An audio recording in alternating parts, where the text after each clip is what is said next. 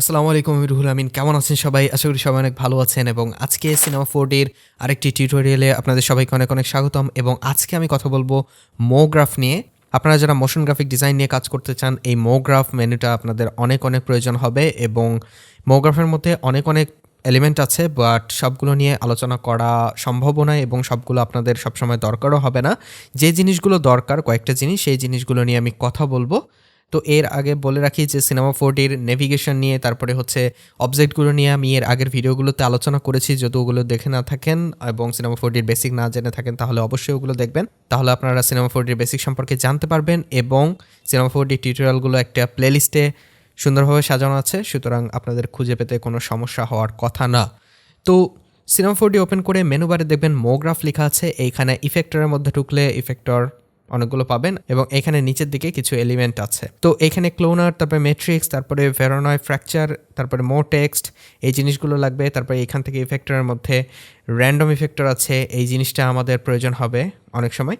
তো এই জিনিসগুলো নিয়ে আর কি আপনাদের ধারণা দেওয়ার চেষ্টা করব এবং যখন আমরা কোনো একটা মডেলিং করব অথবা কোনো একটা প্রজেক্ট বেসড কাজ করব তখন হয়তো অন্যান্য যে এলিমেন্টগুলো দরকার সেগুলো নিয়ে আমরা পরবর্তীতে আলোচনা করব, তখন অটোমেটিক্যালি এই জিনিসগুলো চলে আসবে। তো প্রথমে আমরা যে জিনিসটি নিয়ে কথা বলবো সেটা হচ্ছে ক্লোনার। ক্লোনার নাম শুনেই বুঝতে পারছেন এটা ক্লোন করবে যে কোনো একটা অবজেক্টকে। আমি যদি এইখান থেকে কিউব নিই অথবা কোণ নিই, যে কোনো একটা জিনিস নিই, নেওয়ার পরে এটা যদি আমি ক্লোনারের মধ্যে রাখি, এই জিনিসগুলো কীভাবে রাখতে হয়, কীভাবে কী করতে হয় আমি কিন্তু আগের টিউটোরিয়ালগুলোতে বলেছি, সুতরাং এখানে আমি জাস্ট সময় নষ্ট করতে চাচ্ছি না। তো এখানে কিউব যেটা আছে, কিউব অনেক বড়, আমি এটাকে ছোট করব। আমি হচ্ছে এখানে স্কেল নিয়ে কিউবটা ছোট করলাম। দেখুন যে এখানে 3টা কিউব হয়ে গেছে অলরেডি, ঠিক আছে? মানে এই একটা কিউবেই ক্লোন হলো বিভিন্নভাবে। আমি মনে হয় প্রথম যে টিউটোরিয়ালটি করেছিলাম, একদম ফার্স্ট টিউটোরিয়াল, সেই ফার্স্ট টিউটোরিয়ালে আমি হচ্ছে এই জিনিসটা দেখিয়েছিলাম আপনাদের। তো যাই হোক, আমি এখন এখানে ক্লোনারে ক্লিক করব। ক্লোনারে ক্লিক করলে ক্লোনার সম্পর্কিত যে সেটিংসগুলো আছে সেই সেটিংসগুলো আমি নিচে এখানে দেখতে পাবো। তো ক্লোনারের বিভিন্ন ধরনের মোড আছে, ঠিক আছে? এখানে লিনিয়ারে দেওয়া আছে এটা। এখানে আমি চাইলে রেডিয়ালে দিতে পারি, তারপরে দেখুন গ্রিড অ্যারেতে দিতে পারি, এভাবে বিভিন্ন মোডে আমি দিতে পারি এবং বিভিন্ন মোডের জন্য এইখানে নিচের দিকে অপশনগুলো আলাদা। যেমন মনে করুন গ্রিড অ্যারেতে দিলে এটা 4 কোণা আকারে চলে আসলো, ঠিক আছে? সুতরাং এইটার এক্স ওয়াই জি এই 3টা পজিশন আছে। এখানে দেখুন এক্স পজিশনে কয়টা কাউন্ট আছে, মানে কয়টা আমি অবজেক্ট নিব, 3টা আছে। এখানে চাইলে আমি বেশি নিতে পারি। তারপরে এইখানে ওয়াই যে পজিশন আছে সেইখানে আমি চাইলে বেশি নিতে পারি, জি পজিশনে আমি চাইলে একটু বেশি নিতে পারি। তারপরে এই পুরো 4 কোণা যে অংশটা আছে এই টোটাল সাইজটা কত হবে, এখানে 200 centimetre by 200 centimetre by 200 centimetre আছে, এখানে আমি চাইলে বাড়াতে পারি, কমাতে পারি। তারপরে এখন আমি যদি গ্রিড অ্যারে থেকে রেডিয়ালে যাই, রেডিয়ালে এলে দেখুন যে রেডিয়ালের সেটিংসগুলো পুরোপুরি আলাদা। এটা যেহেতু গোলাকার সুতরাং এইখানে রেডিয়াস থাকবে, ঠিক আছে? এবং এইখানে কাউন্ট কত দেবো সেটা আছে। তারপরে এখানে কোন পজিশনে থাকবে, এক্স ওয়াই অথবা জেড ওয়াই অথবা এক্স জেড কোন পজিশনে থাকবে সেটা আমি এখানে সিলেক্ট করে দিতে পারবো। এখন যদি আমি আগের অবস্থাতে ফিরে যেতে চাই তাহলে আমি আবার গ্রিড অ্যারেতে যদি ক্লিক করি আগের অবস্থায় চলে আসলো। তো এই ক্লোনারটা আসলে কেন দরকার আপনাদের? আপনি মনে করুন কোনো একটা ফিউচারিস্টিক কোনো একটা ডিজাইন তৈরি করতে যাচ্ছেন, আপনারা ইনস্টাগ্রামে সিনেমা 4D লিখে সার্চে দেবেন, তাহলে দেখবেন যে অনেক ডিজাইন পাবেন। সেই ডিজাইনগুলোর মধ্যে দেখবেন যে একটাই অবজেক্ট বিভিন্নভাবে ছড়িয়ে ছিটিয়ে আছে, কিন্তু সেখানে বিভিন্ন রকম কালার ইউজ করা হয়েছে, বিভিন্ন রকম শেডিং ইউজ করা হয়েছে। এই ধরনের জিনিসগুলো দেখতে অনেক ইন্টারেস্টিং লাগে, ঠিক আছে? মানে স্ক্রিন আপনি কোনো একটা অবজেক্ট দিয়ে ভরিয়ে ফেলতে যাচ্ছেন, ঠিক আছে? তো এক্স্যাক্টলি যদি এই একটা করে বক্স আপনি সাজাতে যেতেন এবং এইরকম একটা কোনো জিনিস তৈরি করতে যেতেন তাহলে কিন্তু আপনার অনেক সময় লাগতো, কিন্তু ক্লোনার দিয়ে খুব সহজে এই কাজটা করা যায়। এবং এই জিনিসটাকেই যদি আমি র্যান্ডম করতে চাই, ঠিক আছে, মানে বিভিন্ন দিকে ছড়িয়ে ছিটিয়ে থাকবে, সেটা করতে হলে আমার র্যান্ডম ইফেক্টর এখানে অ্যাপ্লাই করতে হবে। আমি ক্লোনারটা সিলেক্ট থাকা অবস্থায় MoGraph-এ যদি যাই, ইফেক্টরে যাই, তারপরে এখানে র্যান্ডমে ক্লিক করি, সাথে সাথে দেখুন এটা ছড়িয়ে ছিটিয়ে গেল। ওকে, তো এখন যদি আমি ক্লোনারে যাই, ক্লোনারে গিয়ে এখানে ইফেক্টরসে ক্লিক করি, দেখবো যে এখানে র্যান্ডম ইফেক্টরটা অ্যাপ্লাই হয়ে আছে। আমি চাইলে এইখানে টিক চিহ্নে ক্লিক করলে এটা ডিসেবল হয়ে যাবে, আবার এনেবল করতে পারবো, আবার চাইলে এখানে ডিলিটও করে দিতে পারবো। তো ক্লোনার সিলেক্ট না থাকা অবস্থায় যদি আমি র্যান্ডম ইফেক্টর অ্যাপ্লাই করতাম তাহলে জাস্ট কি করতাম, ক্লোনারটা সিলেক্ট করে ইফেক্টরে গিয়ে তারপরে এই র্যান্ডম ইফেক্টরটা ধরে এখানে এসে যদি ড্রপ করে দিতাম তাহলেই অ্যাপ্লাই হয়ে যেত। তো এখন র্যান্ডম ইফেক্টরের মধ্যে যদি ঢোকার পরে দেখবো যে এইখানে আরও বিভিন্ন ধরনের অপশন আছে। এখানে আমি চাইলে পজিশন বিভিন্নভাবে র্যান্ডমাইজ করতে পারি, এক্স ওয়াই জি। তারপর আমি চাইলে স্কেল বিভিন্নভাবে র্যান্ডমাইজ করতে পারি। এখানে দেখুন স্কেলের পাশে টিকচিহ্ন দেওয়ার অপশন আছে। আমি যদি এখানে টিকচিহ্ন দিয়ে দিই, তারপরে এখানে দেখুন এক্স পজিশনে এক একটা অবজেক্টের স্কেল এক এক রকম হবে। আমি যদি এখানে টিক চিহ্ন তুলে দিই, রোটেশনে যাই, রোটেশনে দেখুন যে প্রত্যেকটা অবজেক্টের আলাদা আলাদাভাবে রোটেশন হবে, ঠিক আছে, 3টা পজিশনে। তারপরে আমি যদি এখানে ইফেক্টরে যাই, ইফেক্টরে গিয়ে এখানে দেখুন স্ট্রেংথ আছে, ঠিক আছে, এই যে ইফেক্টরটা স্ট্রেংথ কতটা হবে আমি এখানে কিন্তু কমবাড়া করতে পারবো, এবং আমি চাইলে এটাকে কিন্তু অ্যানিমেটও করতে পারবো। অ্যানিমেশন নিয়ে যেহেতু আলাদা একটা ভিডিও হবে, সুতরাং এই ভিডিওতে আমি এটা নিয়ে কথা বলবো না। তারপরে এখানে দেখুন র্যান্ডম সিড আমি এখানে জেনারেট করতে পারবো, মানে এইভাবে আমি যেটা দেখছি হয়তো আমার কোনো কারণে পছন্দ হচ্ছে না এরকম, তো আমি এইখানে নাম্বার চেঞ্জ করতে পারবো, এক একটা নাম্বারে এক এক রকম স্টাইল আর কি জেনারেট হবে, ঠিক আছে। তো এইভাবে আমি র্যান্ডম ইফেক্টর এখানে অ্যাপ্লাই করতে পারবো। একটা জিনিস মনে রাখবেন যে এই যে অবজেক্টগুলো আছে এখানে মোগ্রাফের নিচের দিকে যে অবজেক্টগুলো দেখছেন, এই অবজেক্টগুলোর সাথে আমি ইফেক্টরগুলো যোগ করতে পারি, ঠিক আছে। ইফেক্টর আসলে আলাদাভাবে কোনো কাজ করে না, ঠিক আছে, কোনো একটা অবজেক্টের সাথে যোগ হয়ে তারপরে কাজ করে। তারপরে যে আমি মোগ্রাফ অবজেক্টটি নেব সেটা হচ্ছে মো টেক্সট।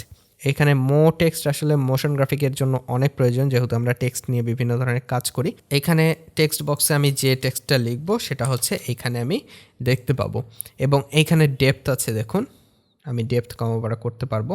তারপর সাব ডিভিশন কয়টা হবে সেটা আমি দিতে পারবো। তারপরে নিচের দিকে অ্যালাইনমেন্ট আছে, আমি চাইলে মিডলে দিতে পারি। তারপরে এখানে হাইট কতটা হবে, তারপরে হরাইজন্টাল স্পেসিং কতটা হবে, ভার্টিক্যাল স্পেসিং কতটা হবে, এগুলো আমি দিতে পারি। তারপরে এখানে আমি চাইলে অন্য যে কোনো একটা ফন্ট সিলেক্ট করে দিতে পারি। এইখান থেকে আমি গথাম ফন্টটা সিলেক্ট করে দেব, আর এটার ডেপথটা একটু বাড়িয়ে দেব, ওকে। তারপরে এখানে আমি যদি ক্যাপসে আসি, ক্যাপসে দেখুন যে ক্যাপে দেওয়া আছে, আমি চাইলে ফেলেট ক্যাপে দিতে পারি। দেখুন মাঝখানটা ফাঁকা হয়ে গেছে, চারদিক দিয়ে রাউন্ড দেখা যাচ্ছে। তারপর আমি ফিলেট ক্যাপে দিতে পারি, তাহলে দেখুন এই যে এজটা দেখতে পাচ্ছেন, এই এজের হচ্ছে স্টেপস আছে, 1 স্টেপ দেওয়া আছে এবং 5 সেন্টিমিটার হবে এটা, ঠিক আছে। আমি চাইলে যদি এই স্টেপটা বাড়িয়ে দিই তাহলে দেখুন এজটা স্মুথ হয়ে যাবে, ঠিক আছে। তো আমি এখানে জাস্ট ক্যাপ করে দেব। তো এইভাবে আমরা এই মো টেক্সট নিতে পারি। এরপরে আমি কথা বলবো ভেরোনা ফ্র্যাকচার, এটা নিয়ে। এটা অনেক ইন্টারেস্টিং একটা জিনিস। আমি ভেরোনা ফ্র্যাকচারে এখানে ক্লিক করলাম, তারপর মো টেক্সটটাকে ভেরোনা ফ্র্যাকচারের মধ্যে যদি রাখি, এখানে দেখুন টেক্সটটা টুকরো টুকরো হয়ে গেল, ঠিক আছে। আমি যদি এখন ভেরোনা ফ্র্যাকচারের মধ্যে ঢুকি, এইখানে যদি সোর্সের মধ্যে ঢুকি, এখানে দেখুন পয়েন্ট জেনারেটেড ডিস্ট্রিবিউশন সোর্সটা আছে। তো এখানে আসলে কতগুলো পিসে ভাগ হবে এটা আমি এখানে সিলেক্ট করে দিতে পারবো। যেরকম পয়েন্ট অ্যামাউন্ট 20 আছে, আমি যদি চাই এখানে আরও পয়েন্টে এখানে ভাগ করতে পারবো এটাকে। তারপরে এখানে ডিস্ট্রিবিউশন টাইপ আছে, আমি যদি চাই যে এইখানে ম্যাট্রিক্স আকারে ভাগ করব, এইখানে কিন্তু আমি ম্যাট্রিক্স ইউজ করতে পারি। যেরকম মনে করুন মোগ্রাফে গেলাম, গিয়ে এখানে ম্যাট্রিক্সে ক্লিক করলাম, ম্যাট্রিক্সটা যদি এখন আমি ভেরোনা ফ্র্যাকচার ক্লিক করলাম, এখানে ম্যাট্রিক্সটা এনে ড্র্যাগ অ্যান্ড ড্রপ করে দিলাম, ঠিক আছে। দেওয়ার পরে আমি যদি এই পয়েন্ট জেনারেটেড ডিস্ট্রিবিউশনটা অফ করে দিই, করে দেওয়ার পরে দেখুন যে ম্যাট্রিক্স আমি যেভাবে নিয়েছিলাম, যে আকারে এখানে ম্যাট্রিক্স আছে সেই আকারে ভেঙে ভেঙে এটা টুকরো হয়ে যাচ্ছে। এখানে ম্যাট্রিক্স কাউন্ট আমি কমিয়ে বাড়িয়ে দিতে পারি, ঠিক আছে। দেখুন এই যে নিচের দিকে এই যে অবজেক্টগুলো দেখতে পাচ্ছেন না, আমি যদি রেন্ডারে ক্লিক করি তাহলে দেখবেন যে নিচের দিকে এই জিনিসগুলো কিন্তু নেই, ঠিক আছে। ওগুলো জাস্ট পয়েন্ট জেনারেট করছে, ঠিক আছে। তো আমি ম্যাট্রিক্সটা ডিলিট করে দেবো, এখানে আমার দরকার নাই। ভেরোনা ফ্র্যাকচারে যাব, গিয়ে এইখানে সোর্সে গিয়ে আমি পয়েন্ট জেনারেটেড ডিস্ট্রিবিউশন এইটা হচ্ছে টিক চিহ্ন দিয়ে দিব। তো আমি যদি চাই এইখানে একটা ফ্লোর নিতে পারি, এখানে একটা ফ্লোর নিলাম, নেয়ার পরে আমি যদি এই ফ্লোরে একটা ট্যাগ যোগ করি, ট্যাগ নিয়ে আমি এর পরবর্তীতে কথা বলবো। ট্যাগে গিয়ে এখানে আমি সিমুলেশন ট্যাগে যাব, তারপরে এখানে দেব কোলাইডার বডি, ঠিক আছে। এইটার সাথে কোনো একটা জিনিস এসে হিট করবে, ঠিক আছে। তারপরে আমি ভেরোনা ফ্র্যাকচারে যাব, গিয়ে এখানে ট্যাগে গিয়ে এখানে হচ্ছে সিমুলেশন ট্যাগে গিয়ে এখানে দেব রিজিড বডি, ঠিক আছে। দেওয়ার পরে আমি যদি এখানে প্লে করি, দেখুন কি হয়, কিন্তু দেখতে অতটা ভালো লাগছে না এই পিসগুলো, মানে এখানে ডেপথটা নেই। এইখানে যে কাজটা করতে হবে, এখানে সে কানেক্ট যে অবজেক্টটা আছে এইটা নিতে হবে, ঠিক আছে। এইটা আমি ভেরোনা অবজেক্টের মধ্যে রাখবো, রেখে এই মো টেক্সটটাকে এই কানেক্টের মধ্যে রাখবো। তাহলে দেখুন এইখানে কিছুটা ডেপথ ক্রিয়েট হবে, ওকে। আমি যদি এখন প্লে করি, দেখুন তো এখন দেখুন এটাকে কিছুটা ভালো লাগছে। আমি যদি চাই যে এগুলো না নিয়ে এটাকে কিভাবে আরও ভালো করতে হয় সেগুলোর বিষয় নিয়ে আমি পরবর্তীতে কথা বলবো।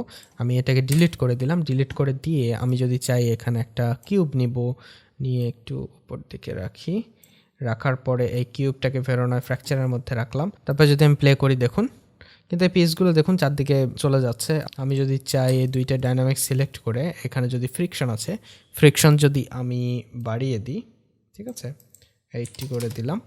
এখন যদি আমি প্লে করি, বেশি হয়ে গেছে ফ্রিকশন। আমি যদি একটু কমিয়ে দিই, 50 করে দিই, দেখি কি হয়। দেখুন এখন এটাকে দেখতে মনে হচ্ছে যে এটা পাথর অথবা এরকম টাইপের কিছু শক্ত কোনো একটা জিনিস।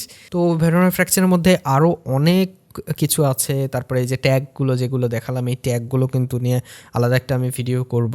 তো সিনেমা 4Dর মধ্যে আসলে যেহেতু 3D একটা প্রোগ্রামের মধ্যে আসলে অনেক জিনিস আছে, কিন্তু শেখা আসলে খুব সহজ।